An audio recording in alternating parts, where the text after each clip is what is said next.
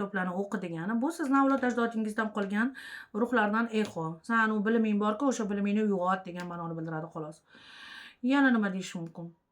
Agar tushingizda o'rmonda yurgan bo'lsangiz, adashib qolgan bo'lsangiz, siz hozirgi qilgan qaroringiz noto'g'ri. Qaroringni to'g'rila yoki aralashma. Kattalar nimani hal qilsa o'sha bo'lsin degan ma'noni bildiradi.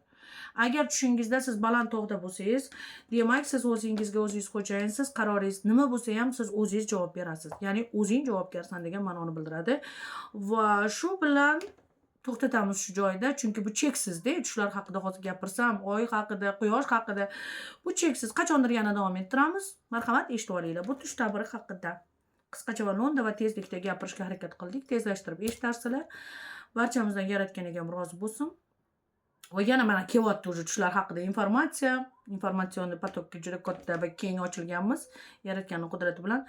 Agar tushingizda kimdir uzuk taqib qo'ysa yoki tilla uzuk topib oldingiz deylik, sizga sovg'a kelyapti va предложение qo'lingizni so'rashadi yoki sizda yangi tanishuv bo'ladi. Agar tushingizda yangi ko'ylak, o'zi xayrlashuvdim hozir qaranglar.